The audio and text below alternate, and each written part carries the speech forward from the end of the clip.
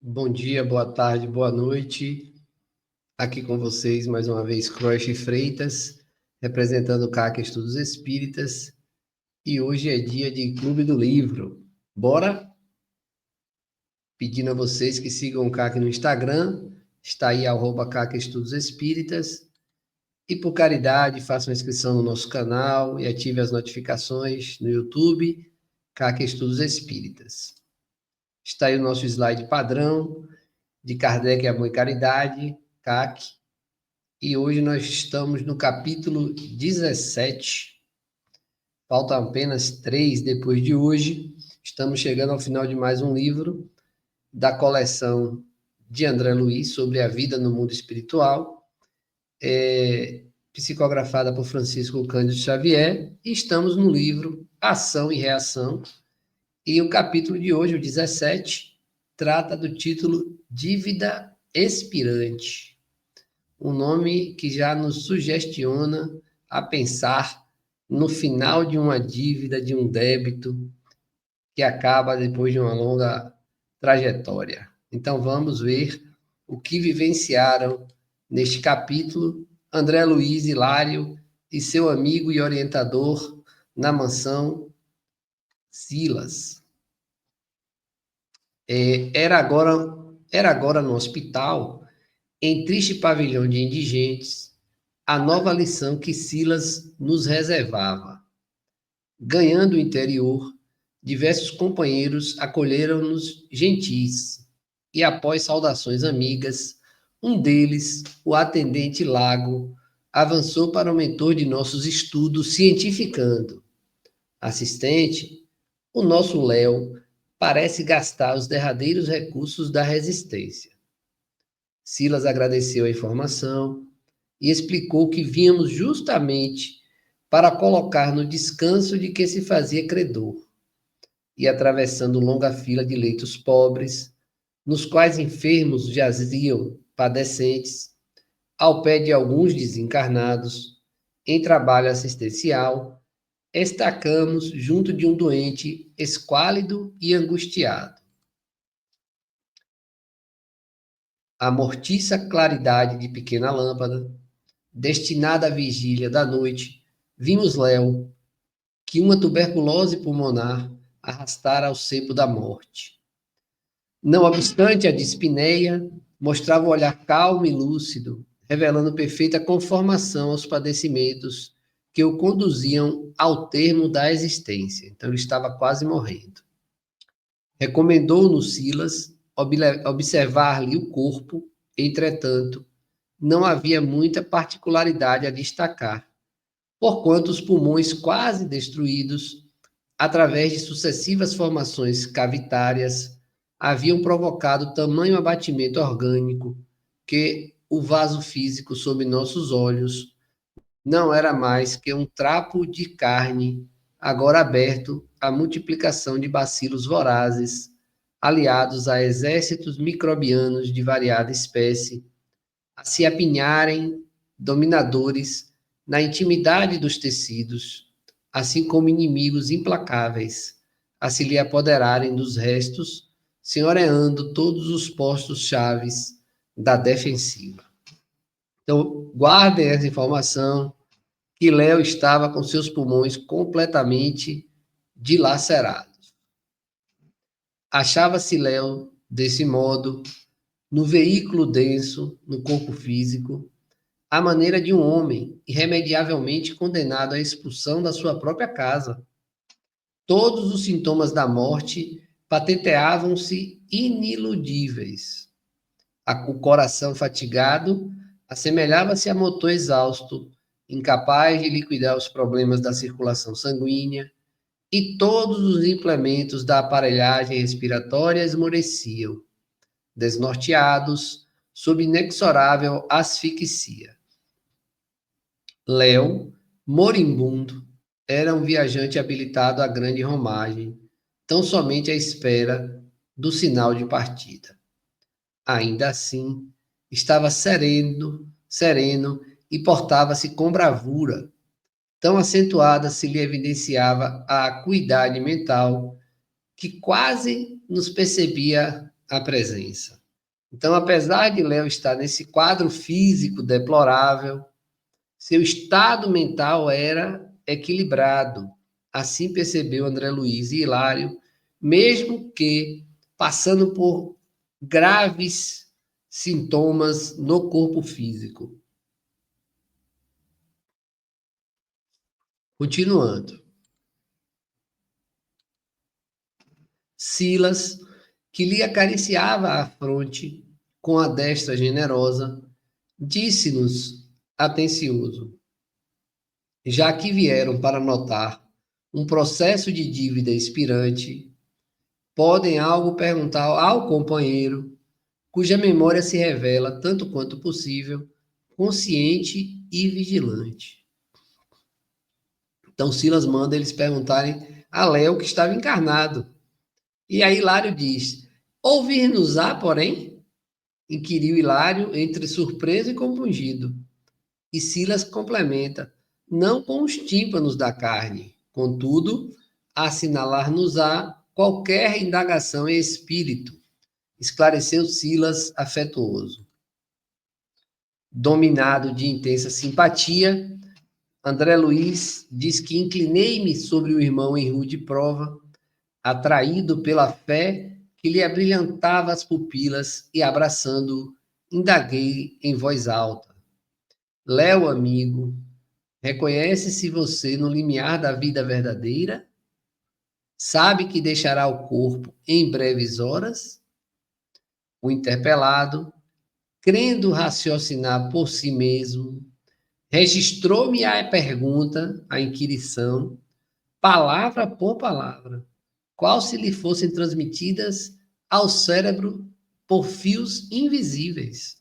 E como se conversasse a sós consigo, falou findo: oh, sim, a morte. Sei que provavelmente esta noite chegarei ao justo fim. Percebam, meus irmãos, que André Luiz falou mentalmente com ele, e apesar de estar encarnado, devido à sua condição física tão debilitada e lúcida, mentalmente lúcido, desprendido do corpo físico como já se encontrava, ele conseguiu ouvir. E o ouvir dele foi dentro do seu cérebro, e André Luiz diz como se existissem fios invisíveis a nos conectar. Tamanha a expansividade do seu perispírito nesse momento de desprendimento próximo à morte. E ele responde que sim, está consciente de que não passará daquela noite. Desdobrando o nosso diálogo, acrescentei. Aí André Luiz vai perguntar a ele: não tem receio? E ele diz: nada posso temer. Refletiu muito calmo. E movendo os olhos com esforço, buscou fitar na alva parede da enfermaria uma pequena escultura do Cristo crucificado, refletindo de si para consigo: nada posso recear em companhia do Cristo, meu Salvador. Ele também foi vilipendiado e esquecido. Terá vomitado sangue na cruz do martírio. Ele que era puro, varado pelas chagas da ingratidão. Por que não me resignar à cruz do meu leito, suportando sem reclamar as golfadas de sangue que de quando em quando me anunciam a morte? Eu que sou pecador, necessitado da complacência divina. Você é católico romano? Perguntou André Luiz. Sim, respondeu Léo.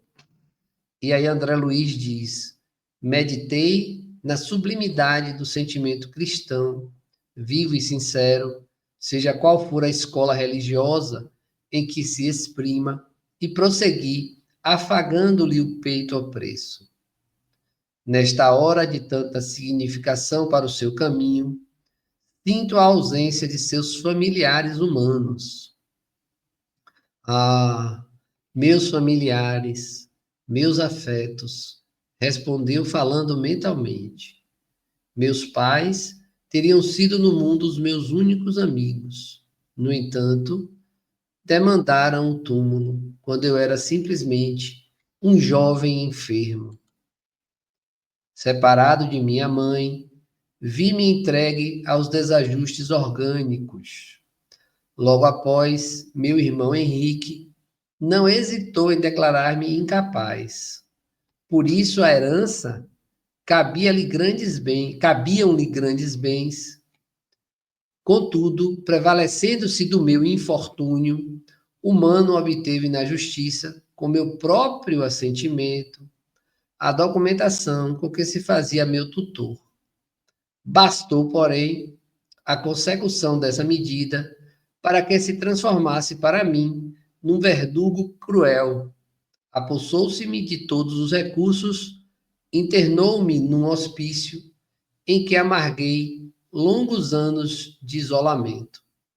Sofri muito. Alimentei-me com o pão recheado de fel, destinado pelo mundo aos que lhe penetram as portas como reprobos do berço, porque o desequilíbrio mental me perseguia desde a idade mais tenra, desde novo. Quando algo melhorado, fui constrangido a deixar o manicômio. Recorri-lhe à porta, mas expulsou-me sem compaixão. Fiquei apavorado, vencido. Oh, meu Deus, como encarnecer assim de um irmão doente e infeliz? Debalde, impetrei socorro à justiça. Legalmente, Henrique era o único senhor dos haveres de nossa casa. Envergonhado, busquei outros climas. Tentei o trabalho digno, mas apenas obtive em meu favor a profissão de vigia noturno, passando a rondar vasto edifício comercial, amparado por um homem caridoso, condoído de minha fome. Quanta luta, hein? O frio da noite, porém, encontrava-me ao desabrigo e, a breve tempo, adquiri uma febre insidiosa que passou a devorar-me devagarinho. Não sei quanto tempo estive assim, chumbado a indefinível desânimo. Certa feita, caí fatigado sobre a poça de sangue que se me derramava da boca, e criaturas piedosas me angariaram leito em que me refugio. E que opinião mantém você acerca de Henrique? Lembra-se dele com mágoa? Qual se mergulhasse a memória em ondas de enternecimento e saudade, Léo deixou que as lágrimas se lhe entornassem dos olhos em dolorosa quietude mental. Em seguida, monologou por dentro. Pobre Henrique, não deverei antes lastimá-lo? Acaso não deverá ele igualmente morrer? De que lhe terá valido a apropriação indébita, se será também um dia alijado do corpo? Por que me reportaria a perdão, se ele é mais infeliz que eu mesmo? E tornando a pousar os olhos na figura do Cristo, continuou. Jesus, encarnecido e espancado, esqueceu ofensas e deserções, içado à cruz, não clamou contra os amigos que o haviam lançado à humilhação e ao sofrimento. Não teve uma palavra de censura para os truculentos algozes. Ao invés de incriminá-los, pedir ao Pai Celeste amorosa proteção para todos.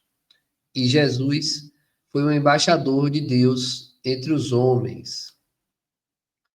Com que direito julgarei assim meu próprio irmão, se eu, alma necessitada de luz, não posso penetrar nos divinos juízos da providência? Aquietara-se Léo em pranto, buscando internar a mente no templo de amor da prece. A humildade a que se recolhia tocava-me o coração. Ergui-me de olhos úmidos para sondar-lhe a grandeza d'alma. Não seria preciso alongar o interrogatório.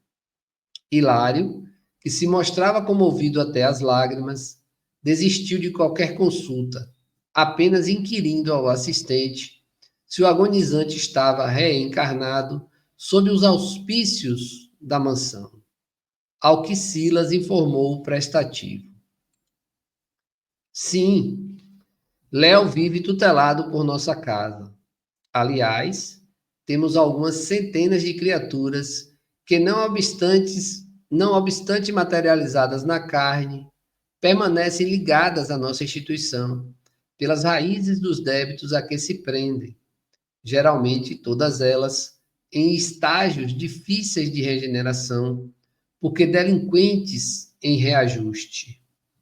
Renascem no mundo sob a guarda de nosso estabelecimento socorrista, mas naturalmente ainda enleadas, de certo modo, aos parceiros do pretérito, com cuja influência tomam contato, consolidando as qualidades morais de que necessitam, através dos conflitos interiores que podemos classificar como sendo a forja da tentação. Como é belo apreciar o amor paternal de Deus, que a tudo atende no lugar próprio, clamou Hilário. Sem dúvida, considerou Silas sensatamente. A lei de Deus determina o progresso e a dignidade para todos. Sabem vocês que, via de regra, os desencarnados que se asilam na mansão constituem grande ajuntamento de criminosos e viciados. E, modificando a inflexão de voz, acrescentou: como eu mesmo. Ali recebemos atenção e carinho, assistência e bondade, reeducando-nos, às vezes, por muitos anos. Vejam que Silas reconhece a própria dificuldade quando chegou à mansão. Contudo, é imperioso observar que, recolhendo a generosidade dos benfeitores e instrutores que nos garantem aquele pouso de amor, apenas acumulamos débitos com a proteção imerecida, compromissos esses que precisamos resgatar, igualmente em serviço ao próximo. Todavia, a fim de que nos habilitemos para as tarefas do bem genuíno, é imprescindível purgar nossa condição inferior, agravada na culpa, porquanto o conhecimento elevado, adquirido em nossa organização, vale mais como teoria nobilitante, que nos cabe substancializar na prática correspondente, para que se incorpore em definitivo ao nosso patrimônio moral.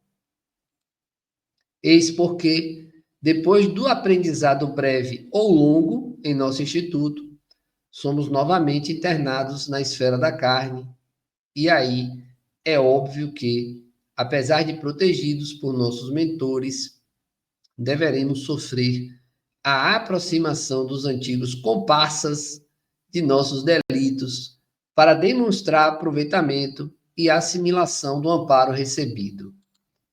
Vejam a linda lição que Silas nos traz, indicando que, apesar do estágio teórico na mansão, enquanto espírito errante, todos vão precisar resgatar.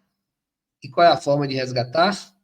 Reencarnando, voltando para o corpo físico.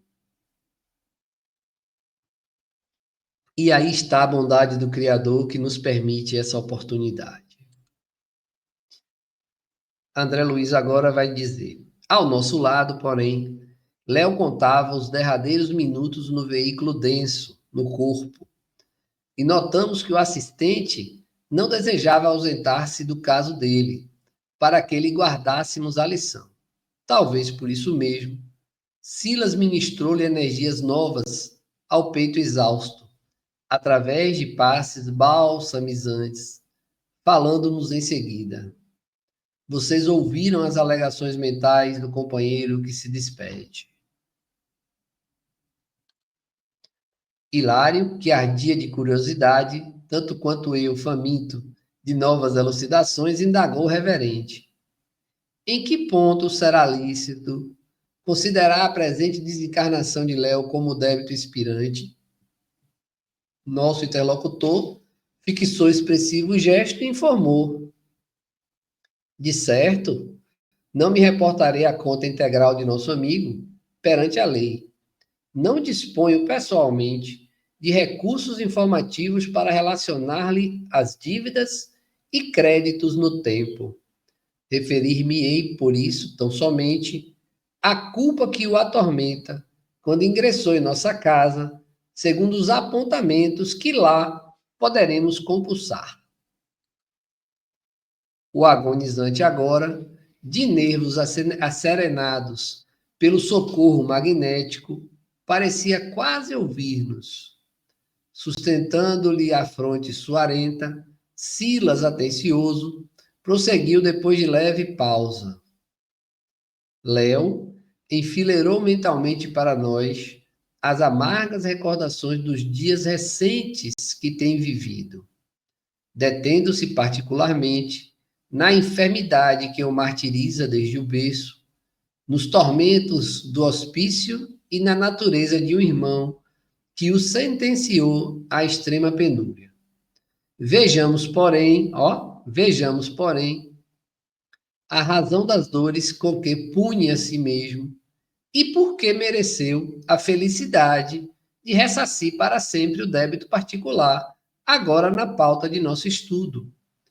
Em princípios do século passado, era ele filho dileto de abastados fidalgos, citadinos que, desencarnados muito cedo, lhe confiaram o próprio irmão doente, o jovem Fernando, cuja existência fora marcada por incurável idiotia. Então, na encarnação anterior, no século passado, se aqui eles estavam no século 20, foi em 1955, 54, por aí, ou um pouco antes, não sei.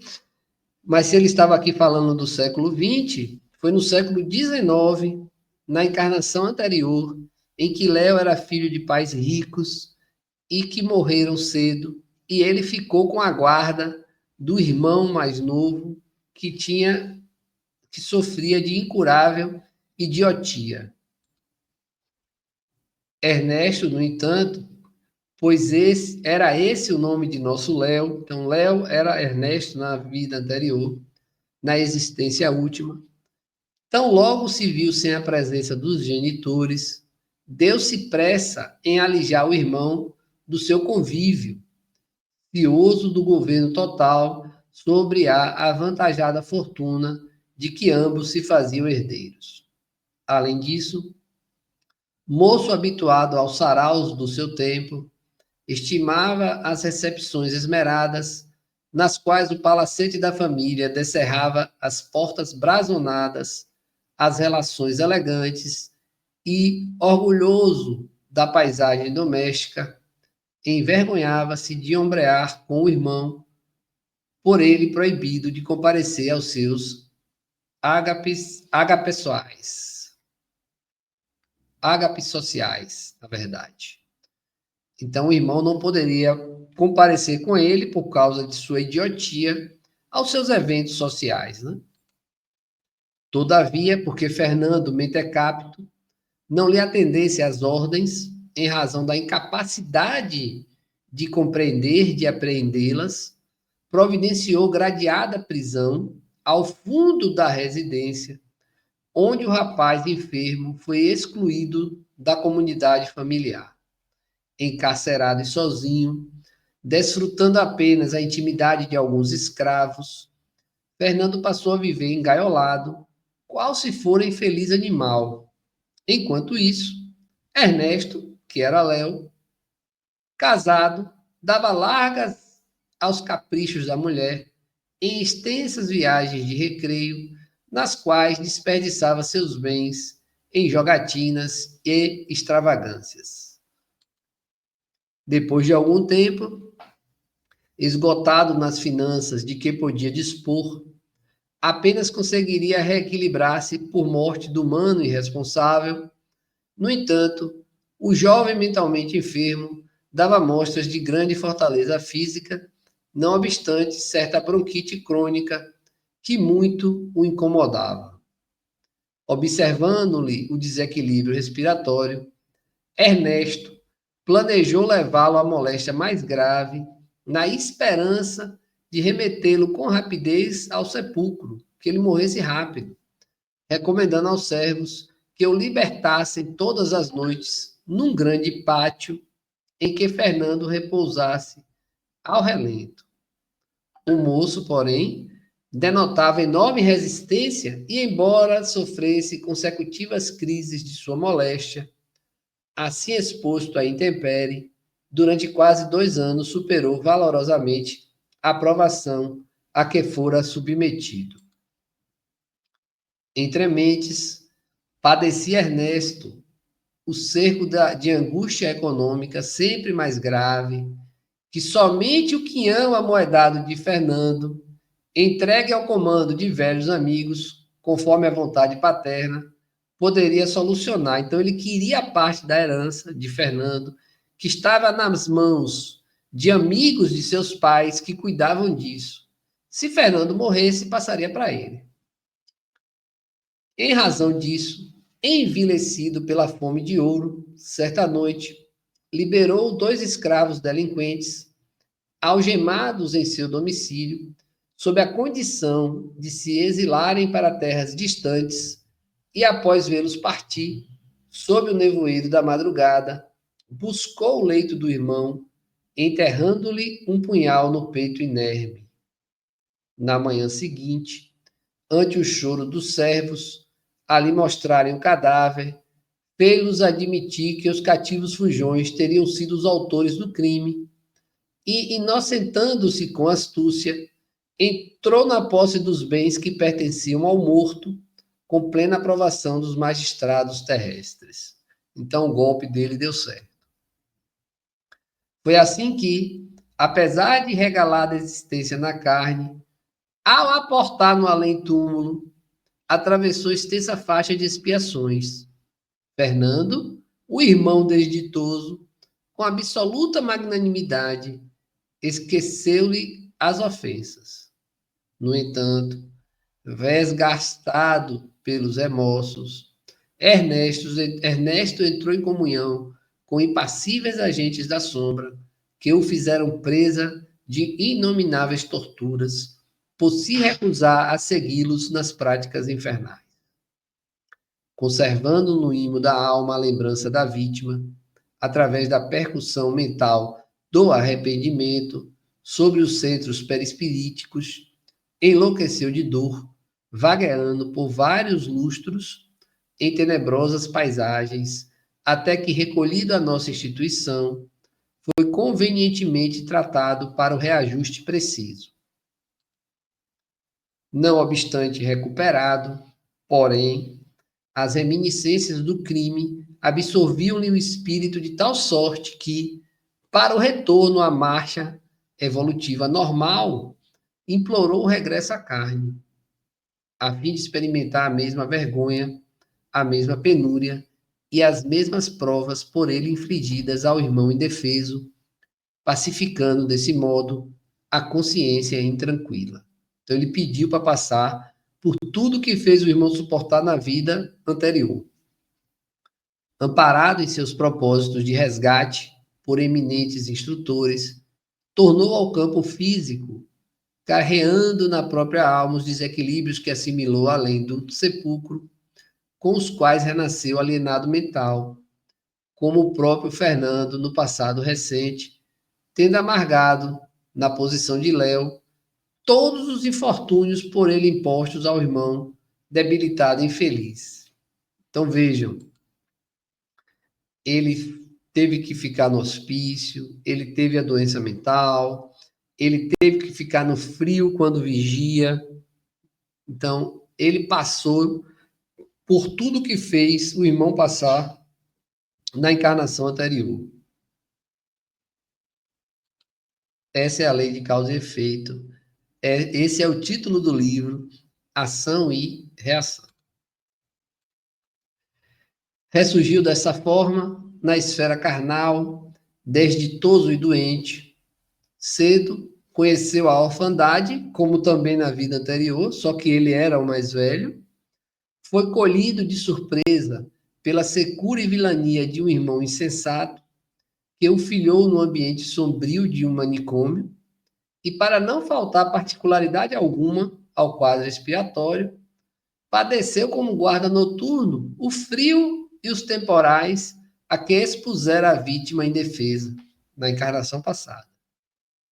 Entretanto, pela humildade e paciência com que tem sabido aceitar os golpes reparadores, conquistou a felicidade de encerrar em definitivo o débito a que nos reportamos. Então, ele estava tranquilo do que precisava ser feito. Por que emudecesse Silas, o orientador, preocupado em atender ao agonizante, então banhado pelo suor característico da morte, Hilário indagou: assistente, como entender que o nosso companheiro está liquidando a dívida a que se refere? Pois não vem? Observou Silas admirado, e indicando a grande hemoptise que começava, ajuntou: qual Fernando, que desencarnou com o tórax perfurado por lâmina assassina, Léo igualmente se despede do corpo, com os pulmões em frangalhos. Contudo, pelo procedimento correto que adotou perante a lei, atravessa o mesmo suplício, mas no leito, sem escândalos destrutivos, embora esteja vertendo o próprio sangue pela boca, tal qual sucedeu ao humano, espezinhado e vencido. Cumpre-se o aresto da justiça, apenas com a diferença de que, em vez da faca, do punhal ou do gládio de ferro, temos aqui batalhões de bacilos assassinos, a tuberculose. Talvez porque nos visse o assombro, ante a lição, ocupado embora na assistência ao moribundo, rematou com grave tom de voz: quando a nossa dor não gera novas dores e nossa aflição não cria aflições naqueles que nos rodeiam, nossa dívida está em processo de encerramento. Olha que lição! Vou repetir. Quando a nossa dor não gera novas dores e nossa aflição não cria aflições naqueles que nos odeiam, nossa dívida está em processo de encerramento. Muitas vezes, o leito de angústia entre os homens é o altar bendito em que conseguimos extinguir compromissos ominosos, pagando nossas contas, sem que o nosso resgate a ninguém mais prejudique. Quando o enfermo sabe acatar os celestes desígnios, entre a conformação e a humildade, traz consigo o sinal da dívida expirante. Perceberam que a dívida é expirante porque Léo está consciente de que está no seu final, sem murmurar, sem reclamar, meio que sabendo pelo que precisava passar, sem reclamar com Deus, sem brigar com as pessoas que estão próximas, sem sequer sentir raiva daquele irmão que o tratou mal nessa encarnação. E ele ali estava pronto para o desencarne, com a sua dívida expirante, com a sua quitação do passado. Silas, contudo, não pôde continuar. Léo, em oração, debatia-se nos estertores da morte. O assistente enlaçou com com carinhoso enternecimento e exorou o amparo divino, como se o doente desventurado lhe fosse um filho do coração. Envolvido nas irradiações suaves da prece, Léo adormeceu diante de nossas lágrimas. Por que perguntássemos quanto ao motivo pelo qual não o arrebataríamos de imediato ao vaso cadavérico para transportá-lo conosco à mansão, o assistente informou-nos, conciso: não dispomos de autoridade para desligá-lo do corpo. Semelhante responsabilidade não nos compete. E comunicando aos vigilantes que missionários da libertação viriam, os espíritos encarregados de auxiliar o desligamento do perispírito do corpo físico, eles viriam em breves horas, em socorro do companheiro que descansava, meditativo e emocionado, propôs-nos regressar à mansão. E aqui terminamos o capítulo 17, com mais essa linda história de resgate, de reencarnação, da lei de causa e efeito, de que aqui não existem vítimas, nenhum de nós aqui está como vítima. Tudo que nós passamos é necessário. Nenhuma folha cai da árvore sem a permissão de Deus, e nós precisamos cada vez mais compreender o nosso papel aqui no plano visível como espíritos endividados. Não estou falando de que temos que sofrer, não é isso, mas estou dizendo que não somos santos e muito menos vítimas. Se estamos aqui, é porque temos um passado e neste passado precisamos corrigir questões anteriores. Sendo assim, vamos aproveitar a oportunidade. Isso é o que podemos fazer de melhor aos olhos do Criador. Por isso, CAC, Kardec, amor e caridade. Vamos seguindo esse caminho e juntos, quem sabe, estaremos melhor do que quando aqui chegamos. Um abraço fraterno em todos vocês, uma semana iluminada. Na próxima semana, capítulo 18, com o título também já muito sugestivo e interessante, Resgates Coletivos.